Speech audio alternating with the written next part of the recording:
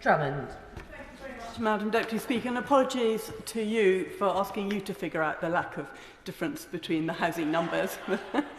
It is a total pleasure to speak in this debate on the Majesty's gracious address. As the Secretary of State stated, one of the best ways to break down barriers to opportunities is through education.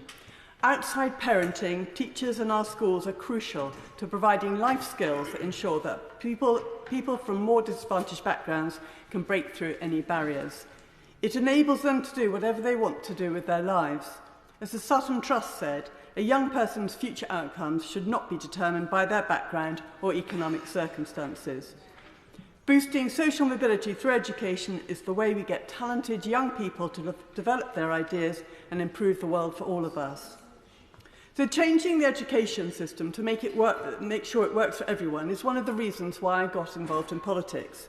I wrote a report for the One Nation Conservatives over 3 years ago now, and I was very pleased to see so many commissions last year coming to much the same conclusions that I did. The Times Commission said that our curriculum is too narrow at the top and was not providing the skills that universities and businesses want. I agree with that, and so do all the employers I speak to.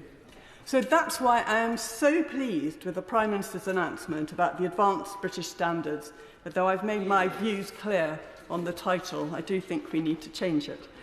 But as I wrote in my report 3 years ago, I agree putting vocational and academic subjects on a par, along with maths and English into 18, is an excellent idea.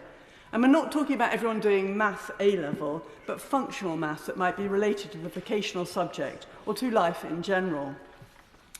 However, 1/3 of young people have to retake their maths and English GCSEs over and over again in some circumstances.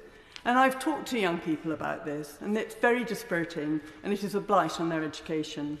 So why are we still having these high-stake exams at 16 when the key assessment point is, in fact, 18? Very few other countries copy our approach.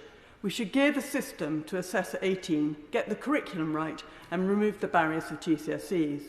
And I also want to point out that most other countries start their technical education at 13 or 14, and I've always advocated on a 13 to 18 curriculum, because not starting early will limit that experience and the exposure to many subjects, including technical education. My final point is that I must regret the absence of a bill to introduce the register of children not in school. The House will recall I introduced a bill to do this in the last session after the measure was dropped from the schools bill. Before I introduced the bill, I consulted teachers, educational think tanks, children's charities, teacher unions, the Children's Commission, and also ministers. Parents have a right to homeschool children, and my bill would have done nothing to prevent them. Its aim is to ensure that vulnerable children are identifiable and can be supported. There is a crisis in attendance post-COVID, and we have to tackle it before these children miss out. My bill fell at the end of the last session, and I noted that the Schools Minister committed to introduce legislation at a future suitable opportunity. What more suitable opportunity could there be than the one that we have now? And I was deeply disappointed at the lack of the bill in the gracious speech. The wording of my own bill provided a ready-to-run solution with support from across the House and across the education system.